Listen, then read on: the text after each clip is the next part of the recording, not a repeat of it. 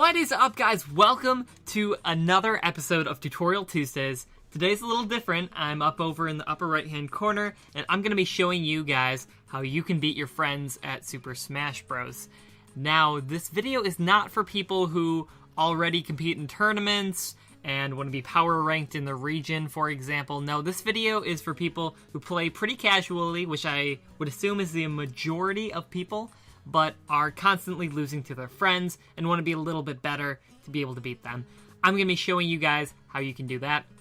Now, if you are someone who is competing in tournaments and wants tips on that, I'd love to hear from you. Please leave a comment. I want to see how many of there you are. I would be able to make a separate video on that for tips for a tournament, how to practice for those, and stuff like that. Now, here we go, right into it. Now, first, I'm just going to go into training mode just to kind of show you guys some stuff. First tip, you should definitely try and play with a GameCube controller if you can. If not, that's okay too, but definitely want to start off with the GameCube controller if given the option. It's the most comfortable to play with. It's probably the best one out there. There's almost no pros who play with anything other than this. Some of them play with the Wii Remote and Nunchuck, couple pro controllers, but like 99% of people are using the GameCube controller. So if you can get the adapter, get the controller. It can be kind of expensive right now, but it's definitely worth it if you want to have any success. I'm just going to start off with Mario, and we'll use Ganondorf as an example. So when you first start off, you can change your controls in the settings. One thing I would recommend is turning tap jump to off. So what tap jump is when you hit up on the controller. We'll go to Battlefield. When you hit up on the controller, you jump.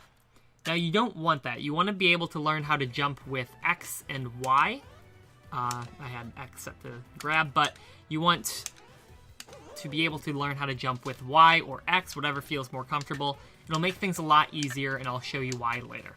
Now, at its core, Super Smash Bros. Is just a complicated game of rock, paper, scissors with shielding, attacking, and grabbing. Now, shielding loses to grab. So if Ganondorf is here shielding, I can grab him, or grab him. And if he's shielding and I attack him, he'll beat that, so it won't do anything. And if I'm running in for a grab, he'll be able to attack me out of it before I can get to him, because attacks generally outrange grabs. Not always true, but this is generally how Smash works. It's cycling between those three. Now, as you may know, when you're playing rock, paper, scissors, you don't want to be going for the same move every single time. You want to be mixing up your options. So most players, when they first start, your friends and stuff, they'll probably be going for one of the same options pretty much most of the time. So they'll probably be just attacking. Maybe they'll just be grabbing. We don't really know. But you'll have to find out. Just watch how they play, and you'll be able to pick it up pretty quickly. Most low-level players just kind of go for the same stuff all the time. So let's say your friend is playing Ganondorf. Let's set him to attack, and I'll kind of show you how to punish. So he'll be coming up. I'm going to sit and shield, see what he does. Eventually he should attack. Okay. Attacked at the wrong time, but let's try this again. So I'm shielding, he attacks, and then I punish him for it. And look at the punish that I get. Look at this combo. Okay. So what you saw there is Ganondorf went for an attacking move, and I shielded it, which beats it, and then from there, punished him.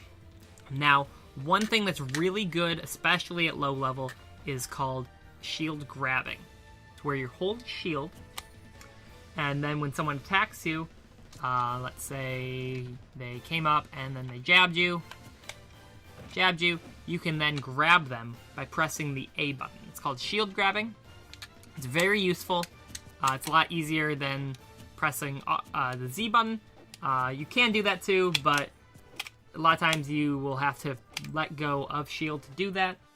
So it's pretty nice to have shield, hit A, and you'll grab from shield. It's very easy to grab someone right after they attack you. That's probably going to be your best way to punish people for attacking you. So a lot of times your friends will probably just be spamming smash attacks, and so if you're shielding it, you're then able to run up, grab them, or shield grab them, depending on how far they are from you, because sometimes you get pushed back when you get attacked. So once you have them grabbed, now what? From here, you can either pummel them by pressing the A button, or I think actually there might be another button. I guess X or Y, whatever. You just press A, and you will give them more damage, and from there you can then throw them. Now here, you need to kind of know your character's throws. For example, with Mario, his down throw is what will combo into other moves, at pretty much any percent. At 0%, it's actually better to go for up throw, because you can do up throw, down air, back air, whatever. So you need to know your character's throws, which ones are best at what percents. So there's a lot of tutorials for your character online, I'm sure. If there's any specific ones you want to see, please leave a comment. I'd love to give a tutorial. It's probably like half the cast that I can play pretty well that I'd be able to explain. So, know your character's throws, and at high percents, you can actually have kill throws, where if you grab them, you'll be able to kill them. For example, with Mario, his is his back throw. Obviously, anything will kill at 999, but around like 140, 150 or so, if you get a grab, you can then kill him. So know your character's throws. Not everyone has a kill throw. For example, Sheik, Jigglypuff, they don't have kill throws. Jigglypuff doesn't even have combo throws, but learn your character's throws. That'll be super useful. Learn your combos. And also, don't worry too much about your character. For example, you could be playing Ganondorf and still have success, especially at the lower levels. You may see that, oh, he's the bottom of the tier list. He's one of the worst characters out there. But you can have success with any character. And also, same rule, you do not need to pick up the best character in the game. For example, Bayonetta right now is probably the #1 character. Or Cloud, Diddy Kong. You don't need to play these guys necessarily, and just because you play them doesn't mean you'll be good. Bayonetta is very hard to pick up. It may take a little while before you can get any results. Cloud, a little bit easier, but it really doesn't matter. So whatever character you enjoy playing, that's the big thing. The one that you'll be able to practice with and have fun playing. That's the biggest thing. So don't worry too much about your character. So, shield grabbing, that's pretty useful. Bait your opponent to do a laggy move. So, if Ganondorf's here, a lot of times they'll be throwing out big smash attacks, especially at the lower level. Your friends are just going to be going for the biggest moves to get the most percent possible. You want to stay sort of outside that range, wait for them to throw an attack, and then run up and punish them with a grab or with a dash attack. Doesn't really matter. It depends on your character. Again, if your character has a really bad dash attack, don't do that. If they've got a good dash attack that can lead into other combos, then go for it. Practice your combos. That's really big. Mario, right here, probably the best thing if I grabbed him. Down throw, you can then up tilt, up tilt, up tilt, up tilt, and then go from there. Now, this is where the tilt comes in handy if you have tap jump off. Normally, if you were to press up, you'll jump, but if you have tap jump off, you won't. Why is that important? Because if you hold up and then hit A, you can do your up tilt really easily. If you didn't have that, a lot of times you would jump on accident. You have to move it up a little bit normally. So if you have tap jump off, it'll make things a lot easier, especially for up tilt. You won't jump on accident. So that can be useful to have. Another thing to remember is it's not always the best idea to go for your strongest moves. So let's say Ganondorf goes for that. I could run up and forward smash him. Get 17%, yay, that's great. However, he could also go for that. And I can run up, down air, and back air, back air. I can get 26%. I can get more percent by doing a different move. Know your combos and you'll be able to punish him a lot better. Another thing to remember is you don't want to really be going for your smash attacks that often. at these low percents. Because even though, yeah, it did 14%, doing smaller moves like maybe F tilt does 7%, it does about half the amount. However, a thing to remember is there's a thing in Smash Bros. Called staling. When you use the same moves over and over again, they actually get weaker if they're the last few moves that you used. So it remembers the last 10 moves you used, and if you keep going for the same move over, it'll just keep getting weaker. And then, let's say Ganondorf's at 100%, and I want to kill him, maybe with an up smash or something, I'm not going to be able to because it's stale. Or let's say he's at 150. And I've used it 4 times to get him to 150. If I keep going for up smash, it's not going to kill him. So you really want to be mixing up your moves. The game rewards you for hitting him with different attacks. That's not to say that if you hit him with a lot of F smashes or a lot of up smashes, that's bad. I mean, it's a lot of percent, and it only weakens it a little bit. So don't be too worried about that, but it's something you should keep in mind. Now, I don't want this video to be too long because I'll cover way too many concepts, but maybe if there's a push, I'll make more of these videos in the future. I have tons of concepts I want to talk about, but I wanted to try and limit it to just a few.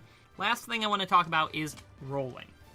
Now, rolling is when you're in shield, and you hit left or right, and you will move in that direction.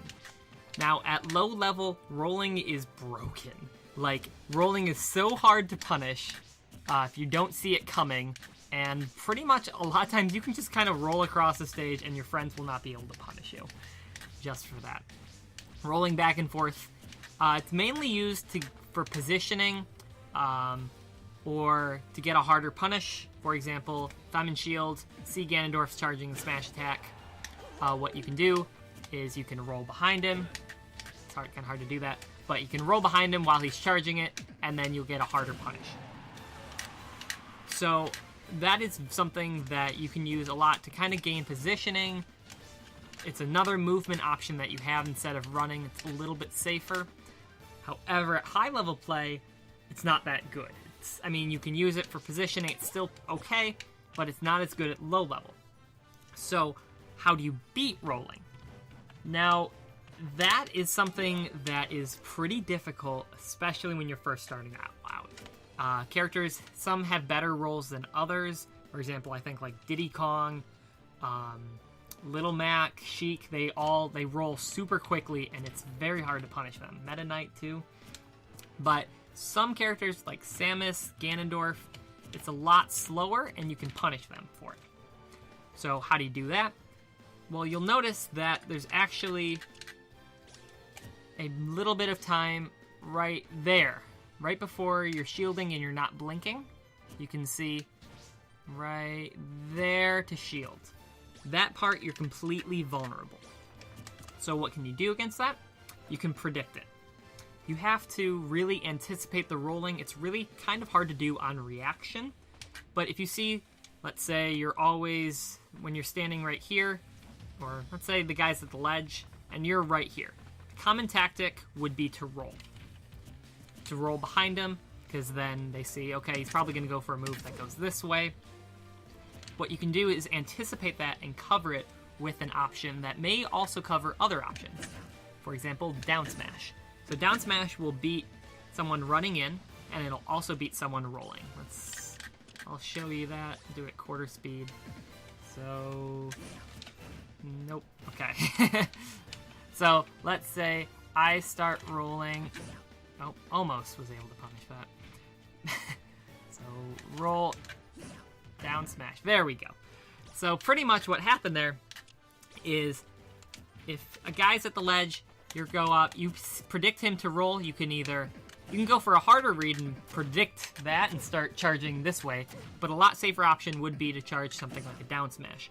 Most characters' down smashes hit both sides of them, like Ganondorf's hits forward and back. A lot of characters kind of hit the ground around them. It might be a little different for your character. Zero Two Samus, for example, only hits in front of her. But that is a very good option for covering rolls. So if you are predicting a roll, you can generally down smash and punish him for it. That's one of the best ways to do it. You can also punish it with maybe with a grab, because a lot of times they're going to roll and maybe shield after. So you can punish it with a grab or whatever you want.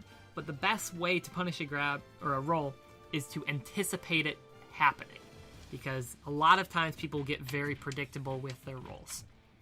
And also, with rolls, you can outrun them. So if you see someone who's like rolling 3 times, what you can pretty much just do is chase after them and grab them once they stop rolling.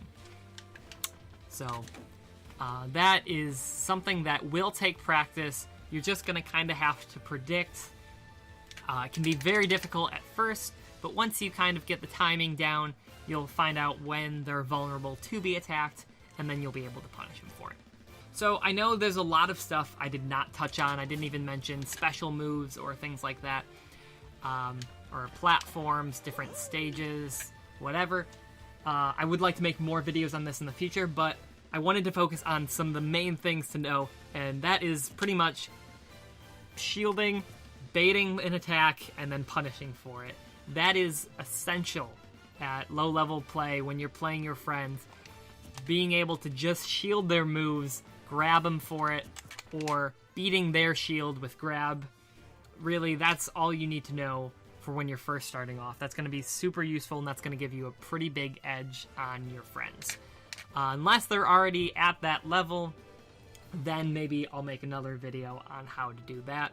However, this will get you pretty far, just being able to work on your combos with your character, especially from grabs. So Mario, down throw, up tilt, up tilt, up tilt. Work on that. I mean, this isn't too difficult.